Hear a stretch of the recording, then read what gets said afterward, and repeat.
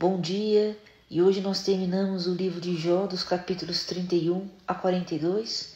E nós pedimos hoje, em nome de Jesus, que tudo aquilo que aconteceu na vida de Jó, Deus tirou o mal, um grande bem na vida dele, que nossas vidas aconteçam mesmo. Tudo aquilo que possamos ter passado de injustiça, Deus reverta em bênçãos em nossas vidas, em nome de Jesus. Amém. Jó refina sua inocência, capítulo 31. Eu havia feito um pacto com os meus olhos, para não desejar nunca olhar para uma virgem. Que parte me daria Deus lá do alto? Que sorte todo-poderoso me enviaria do céu? Acaso a infelicidade não está reservada ao injusto, e o infortúnio ao iníquo? Não conhece Deus os meus caminhos, e não conta todos os meus passos? Se caminhei com a mentira, e meu pé correu atrás da fraude, que Deus me pese na balança da justiça e reconhecerá a minha integridade. Se meus passos se desviaram do caminho e meu coração seguiu os meus olhos, e se as minhas mãos se apegou a qualquer mácula, que semeei eu e o outro coma, e minhas plantações sejam desenraizadas. Se meu coração foi seduzido por uma mulher, se fiquei à espreita à porta do meu vizinho, que minha mulher gire a mão para um outro e que estranhos a possuam. Pois isso seria um crime, um delito digno de julgamento, um fogo que devoraria até o abismo e que teria arruinado todos os meus bens.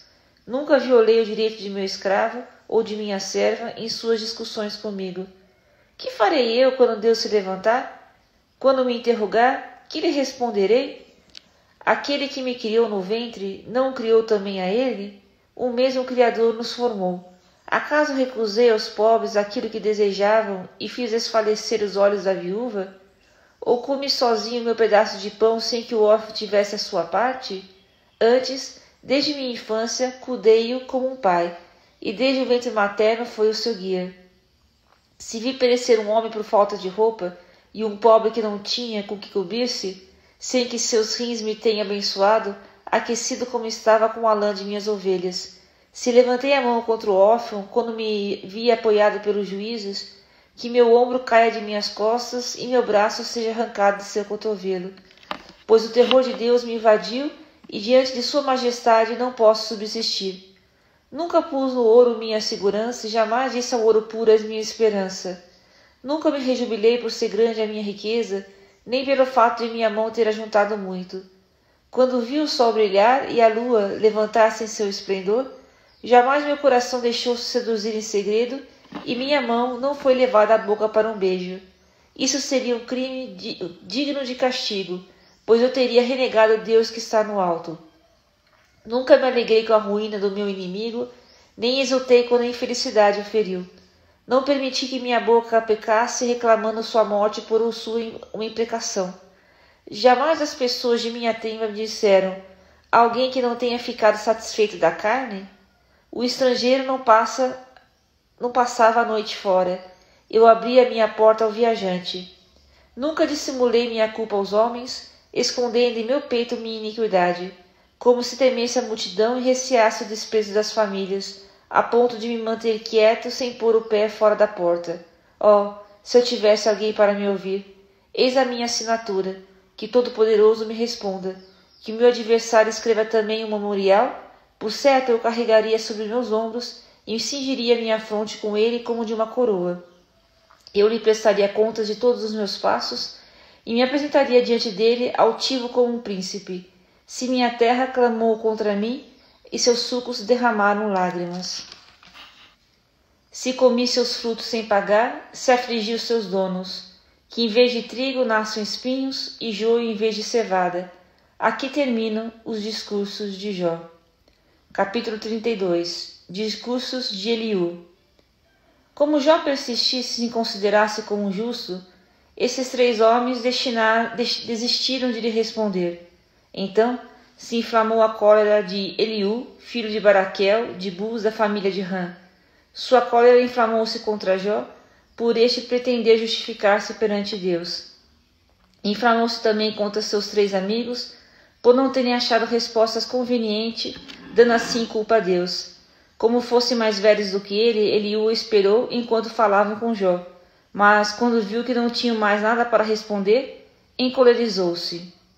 Primeiro discurso de Eliú.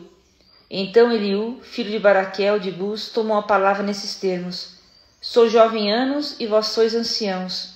Por minha timidez me pediu de manifestar-me o meu saber. Dizia comigo: a idade vai falar, os muitos anos farão conhecer a sabedoria. Mas ao Espírito de Deus no homem e um sopro todo-poderoso que dá a inteligência. Não são os mais velhos que são sábios, nem os anciãos que discernem o que é justo. Por isso é que digo: escutai-me, vou mostrar-vos o que sei. Esperei enquanto faláveis, prestei atenção em vossos raciocínios, enquanto discutíeis. Segui-vos atentamente. Mas ninguém refutou a Jó, nem respondeu aos seus argumentos. E não digais: encontramos a sabedoria, foi Deus e não um homem que nos instrui. Não foi a mim que dirigiu seus discursos, mas encontrei outras respostas diferentes das vossas. Eles calados já não dizem mais nada, faltam-lhe as palavras.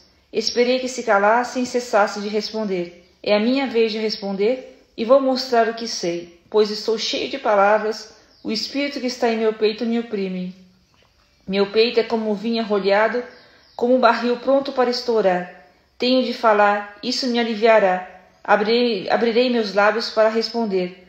Não farei acepção de ninguém, nem adularei este ou aquele, pois não sei bajular, do contrário, meu Criador logo me levaria. Capítulo 33. E agora, Jó, ouve as minhas palavras, e atende a todos os meus discursos. Eis que abro a minha boca, minha língua sob o céu da boca vai falar. Minhas palavras brotam de um coração reto, e meus lábios falarão francamente. O Espírito de Deus me criou, e o sopro do Todo-Poderoso me deu vida. Se puderes, responde-me. Toma a posição e fica firme diante de mim. Em face de Deus somos iguais, como tu, eu também fui formada do barro. Assim, meu temor não te assustará, e o peso de minhas palavras não te acabrunhará. Pois dissestes a meus ouvidos, eu vi essas palavras: sou puro, sem pecado, sou limpo, não há culpa em mim. É ele que inventa pretextos contra mim e considera-me seu inimigo? Prendeu meus pés no cepo e vigiou todos os meus passos. Responderei que ninguém fosse injusto, pois Deus é maior do que o ser humano. Por que o acusa de não dar nenhuma resposta a teus discursos? Ora, Deus fala de uma maneira e de outra e não prestas atenção. Por meio dos sonhos, das visões noturnas, quando o sono profundo cai sobre os homens, enquanto dormem nos seus leitos. Então, abre os ouvidos dos mortais e os assustas com suas aparições. Isso para desviá-lo do pecado e livrá-lo do orgulho, para salvar-lhe a alma da cova e sua vida da cefa mortífera. Pela dor também é corrigido o homem em seu leito, quando todos os seus membros são atingidos, quando recebe o alimento com desgosto e já não pode suportar as iguarias mais deliciosas. Sua carne se consome aos olhares e seus membros emagrecidos se desvanecem. Sua alma aproxima a sepultura e sua vida daqueles que estão mortos. Se perto dele se encontrar um anjo, um intercessor entre mil, para ensinar-lhe o que deves fazer, ter piedade dele e dizer: poupai-o de descer a cova, pois recebi o resgate de sua vida. Sua carne retornará ao vigor da mocidade, e ele retornará aos dias de sua adolescência. Ele rezará a Deus que lhe será propício, contemplará a sua alegria a sua face, e restituirá ao homem sua justiça. Cantará diante dos homens, dizendo: pequei, violei o direito, mas Deus não me tratou conforme meus erros. Poupou minha alma de descer a cova, e minha alma bem viva goza a luz.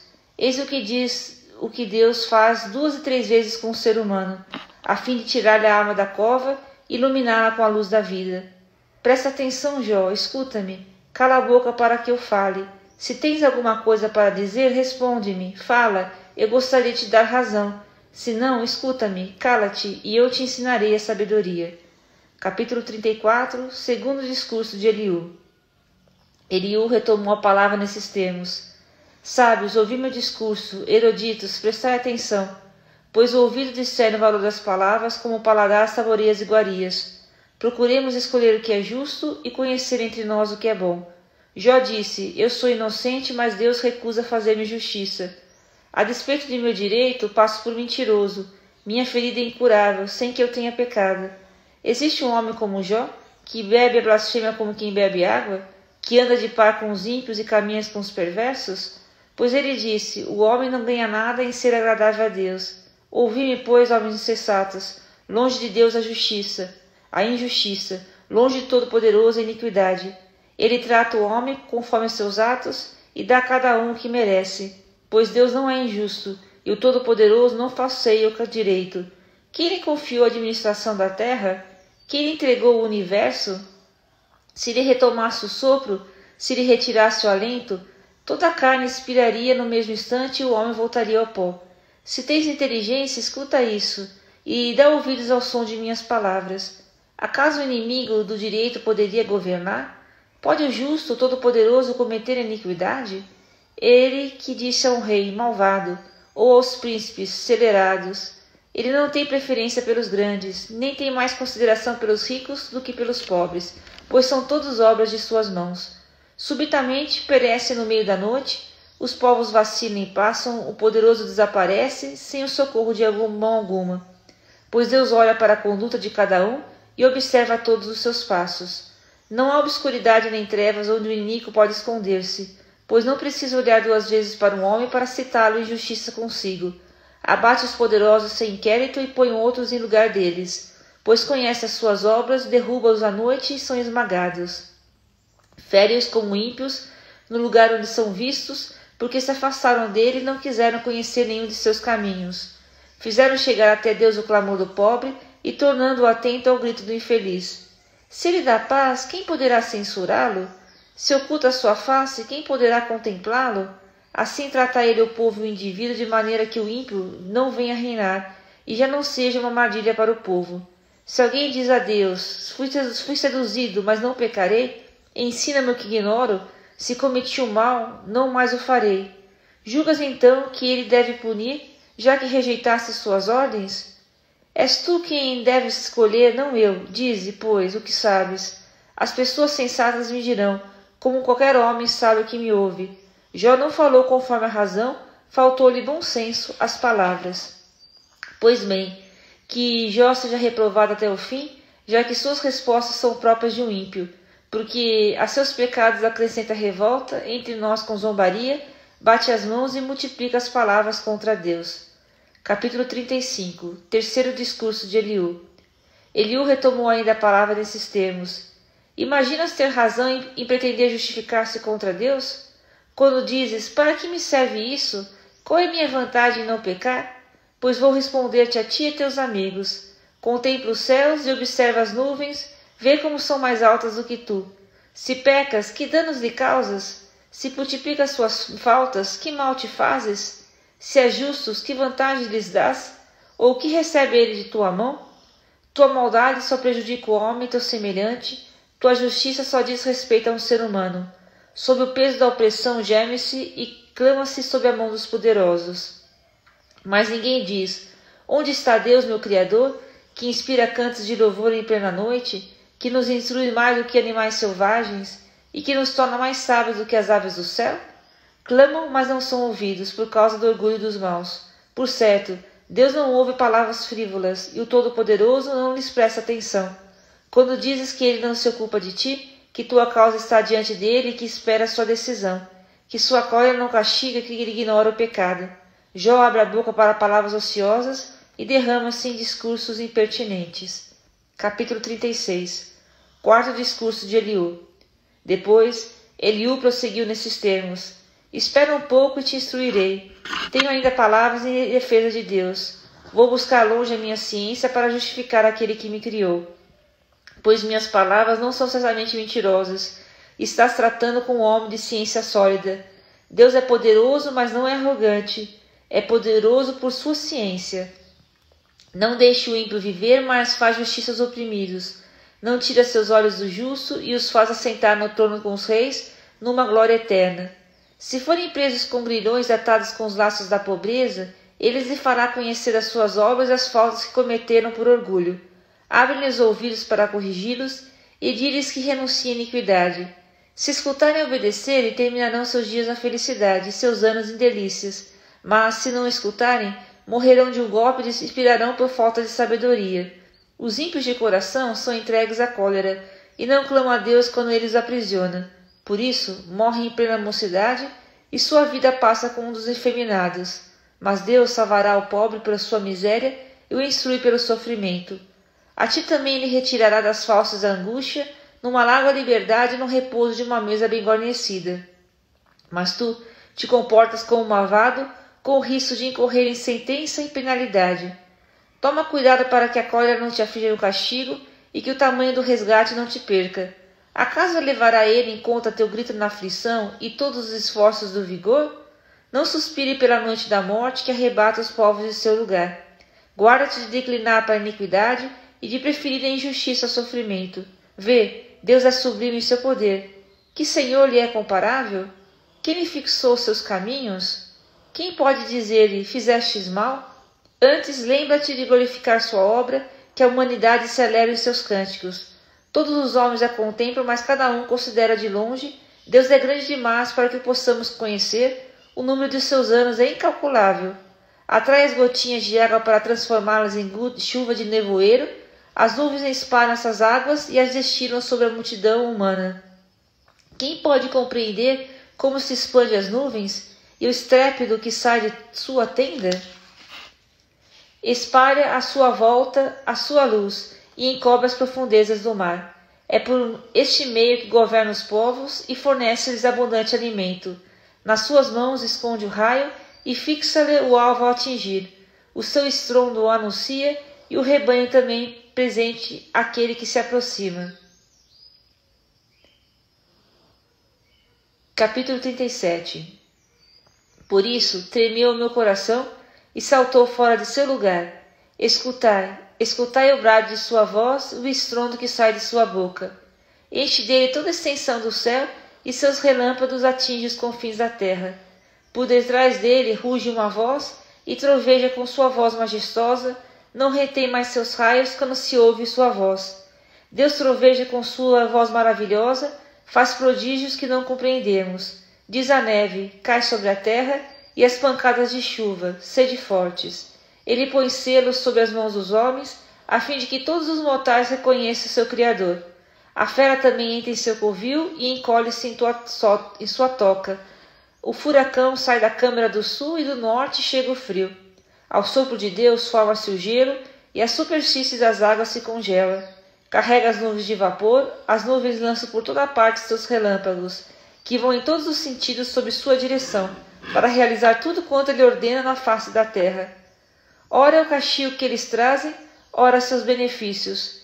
Escuta isso, Jó, e considere as maravilhas de Deus. Sabes como Deus os opera e faz brilhar o relâmpago de sua nuvem? Conheces a lei do equilíbrio das nuvens e o milagre daquele cuja ciência é infinita? Por que são quentes as tuas vestes quando repousa a terra o sopro do meio-dia? Saberás como ele estender as nuvens e torná-las sólidas como um espelho de metal fundido? Dá-me a conhecer o que dizemos, mergulhados em nossas trevas, só sabemos objetar. Quem lhe repetirá o que digo? Acaso pedirá um homem a sua própria perdição?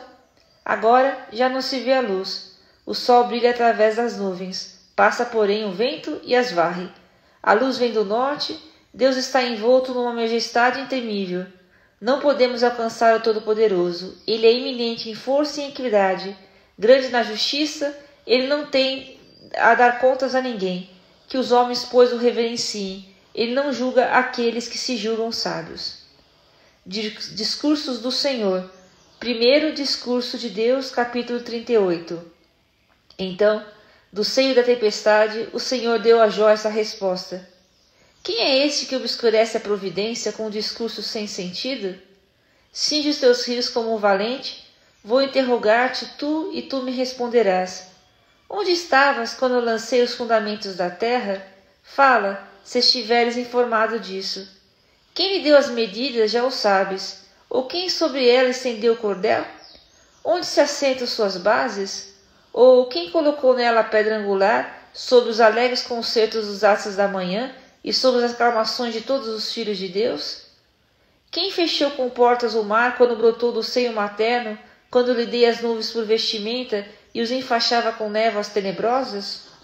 Eu lhe tracei limites e lhe pus portas e ferrolhos, dizendo, chegarás até aqui e não irá mais longe. Aqui se deterá o orgulho de tuas ondas?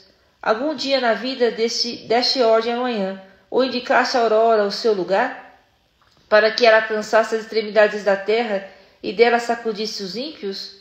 A terra se molda como argila sobre o sinete e toma cor como um vestido.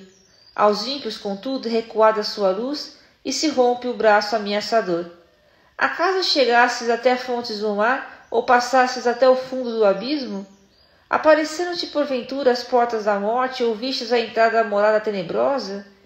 Tens ideias da extensão da terra? Fala, se sabes tudo. Onde está o caminho para a morada da luz? Quando as trevas, onde é o seu lugar? Poderias alcançá-las em seu domínio e reconhecer as veredas de sua morada? Deverias sabê-lo, pois já tinhas nascido, e são numerosos os teus dias. Entraste nos depósitos da neve ou visitaste os armazéns dos granizos, que reserva para os tempos de tormento, para os dias de luta e de batalha? Por que caminho se esclara o nevoeiro e se expande o vento do oriente sobre a terra?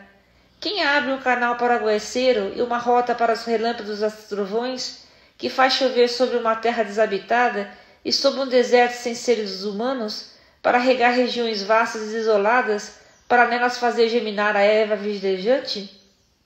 Terás a chuva um pai? Quem gera as gotas do orvalho?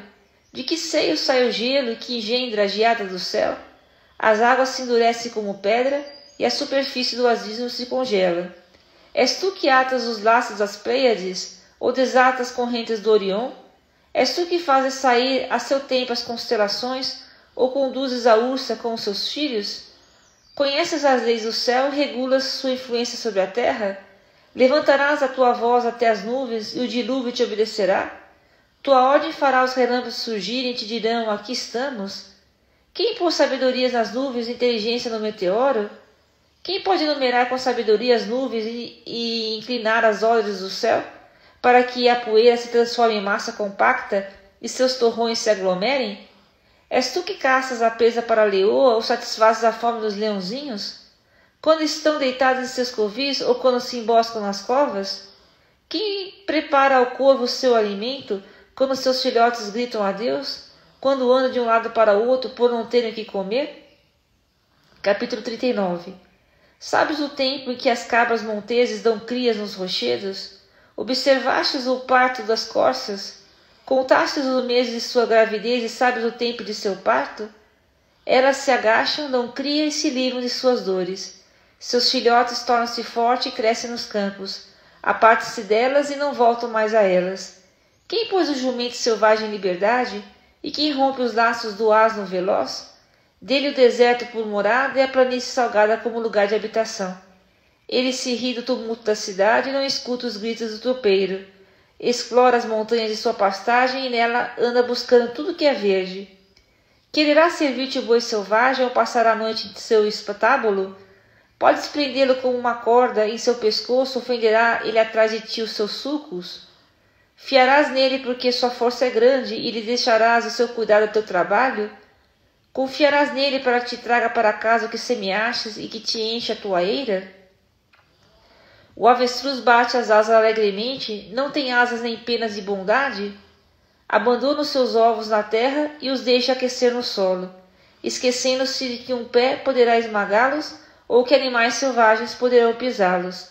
É cruel como seus filhotes, como se não fossem seus, e não se incomode ter sofrido em vão, pois Deus lhe legou sabedoria e não lhe concedeu inteligência. Mas, quando alça voo, ri-se do cavalo e do cavaleiro. És tu que dás o vigor ao cavalo, e fostes tu que enfeitaste seu pescoço com uma grina ondulante, que o fazes saltar como um gafanhoto, relinchando terrivelmente? Orgulhoso de sua força, escava a terra com a pata e atira-se à frente das armas. Ri-se do medo, nada o assusta e não recua diante da espada. Sobre ele ressoam aljava, o ferro brilhante da lança e do dardo. Tremendo de impaciência, devora o espaço e o som da trombeta não deixa no lugar. Ao sinal do clarim diz, vamos! De longe fareja a batalha, a voz truante do chefe e os alaridos dos guerreiros. É graças à tua sabedoria que o falcão alcança voo e desdobra suas asas para o sul? É por tua ordem que a águia levanta voo e faz seu ninho nas alturas? Ela habita nos rochedos e neles passa a noite, sobre a ponta rochosa e o cimo escarpado. De lá espia sua presa, põe seus olhos penetra as distâncias, seus filhotes se alimentam de sangue, e onde quer que haja cadáveres, ali ela está. Capítulo 40. O Senhor, dirigindo-se a Jó, lhe disse: aquele que disputa com o Todo-Poderoso, apresente suas críticas. Aquele que discute com Deus, responda. Primeira resposta de Jó. Jó respondeu ao Senhor nesses termos: leviano como sou, que posso responder-te? Ponho a minha mão sobre a boca, falarei uma vez, não repetirei, 2 vezes e nada acrescentarei. Segundo o discurso de Deus. Então, no meio da tempestade, o Senhor deu a Jó essa resposta: cinge os teus rios como os valentes, vou interrogar-te e tu me responderás. Queres reduzir a nada a minha justiça e condenar-me antes de ter razão? Acaso tens um braço semelhante ao de Deus e uma voz truante como a dele? Orna-te então de grandeza e majestade, revesta-te de esplendor e de glória. Espalha as ondas de tua cólera, como um simples olhar, abate o arrogante. Com um olhar humilha o soberbo, e esmaga os ímpios ao mesmo lugar em que eles estão. Enterra-os todos juntos debaixo da terra e amarra-lhes os rostos num lugar escondido. Então eu também te louvarei por triunfares pela força de tua mão direita. Vê Beemote, que criei contigo, que nutre-se de erva como o boi. Sua força resiste nos rins e seu vigor nos músculos do ventre. Levanta sua cauda como um cedro, os nervos de sua coxa são entrelaçados. Seus ossos são como tubos de bronze e sua carcaça como barras de ferro. É obra-prima de Deus, foi criado como soberano de seus companheiros. As montanhas fornecem a pastagem e todos os animais dos campos divertem-se em volta dele. Deita-se sob o lótus no esconderijo dos carniços e dos brejos. Os lótus cobrem-se com sua sombra e os salgueiros da margem o cercam. Quando o rio transborda, ele não se assusta.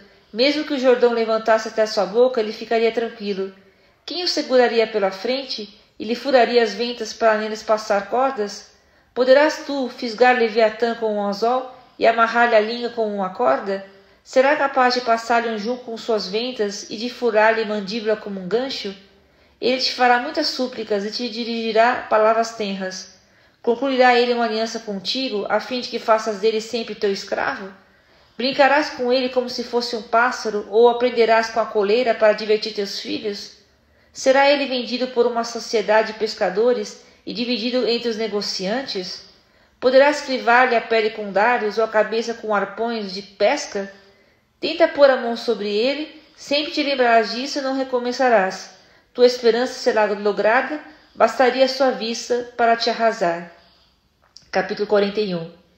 Ninguém é bastante ousado para provocá-lo. Quem lhe restituirá face a face? Quem poderá afrontá-lo e sair com vida? Quem debate toda a extensão do céu?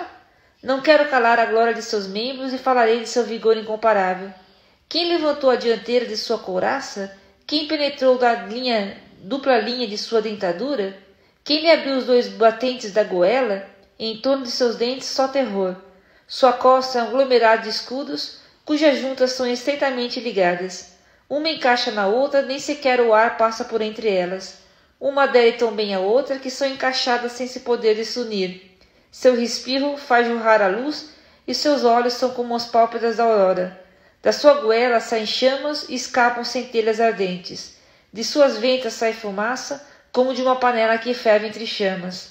Seu hálito queima como brasa e a chama jorra de sua goela. Em seu pescoço reside sua força, diante dele salta o espanto. As dobras de seus músculos são aderentes, esticadas sobre ele, eles são inabaláveis. Firme como uma pedra em seu coração, firme como a mó fixa de um moinho. Quando se levanta, estremece as ondas, e os vagalhões do mar se afastam. Se uma espada o atinge, ela não resiste, nem a lança, nem a flecha, nem o dardo.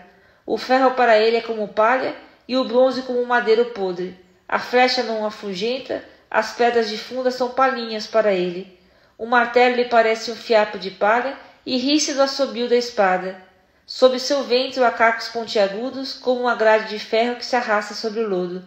Faz ferver o abismo como uma caldeira, e transforma o mar num queimador de perfumes. Deixa atrás de si um sulco luminoso, como se o abismo tivesse cabeleira branca. Não há nada igual a ele na terra, pois foi feito para não ter medo de nada. Ele afronta tudo o que é elevado, ele é o rei dos mais orgulhosos dos animais. Capítulo 42, o último, segunda resposta de Jó. Jó respondeu ao Senhor nesses termos: sei que podes tudo, e que nada te é impossível. Quem é esse que obscurece assim a providência com discursos ininteligíveis? E é por isso que falei sem compreendê-las, maravilhas que me superam e que não conheço. Escuta-me, deixa-me falar. Vou interrogar-te e tu me responderás. Meus ouvidos ouviram falar de ti, mas agora meus próprios olhos te viram. É por isso que me retrato e me arrependo no pó e na cinza. Epílogo.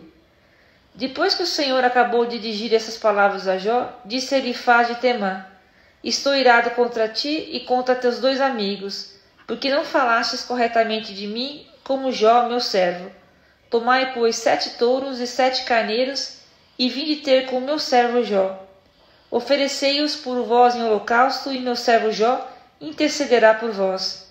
É em consideração a ele que não vos infligirei ignomínias por não teres falado bem de mim, como Jó, meu servo. Elifaz de Temã, Baldade de Suás e Zofá de Naamate foram-lhe então para fazer como o Senhor lhes tinha ordenado, e o Senhor tomou em consideração as orações de Jó. Enquanto Jó rezava por seus amigos, o Senhor o restabeleceu de novo em seu primeiro estado e lhe tornou em dobro tudo quanto tinha possuído. Todos os seus irmãos, todas as suas irmãs, todos os seus amigos de antes vieram visitá-lo e sentaram-se com ele à mesa em sua casa. Tiveram muita dó dele e deram-lhe condolências a respeito de todas as infelicidades que o Senhor lhe enviara, e cada um deles ofereceu-lhe uma moeda de prata e um anel de ouro. O Senhor abençoou os últimos tempos de Jó mais do que os primeiros. Teve Jó 14.000 ovelhas, 7.000 cavalos, 1.000 juntas de bois e 1.000 jumentas. Teve ainda 7 filhos e 3 filhas. Chamou a primeira Pombinha, a segunda Cássia e a terceira Azeviche. Em toda aquela terra não poderiam ser encontradas mulheres mais belas do que as filhas de Jó. E seu pai lhes destinou uma parte da herança entre seus irmãos. Depois disso, Jó viveu ainda 140 anos e conheceu até a 4ª geração dos filhos de seus filhos. Depois, velho e cheio de dias, morreu. E aqui termina o livro de Jó. Deus te abençoe.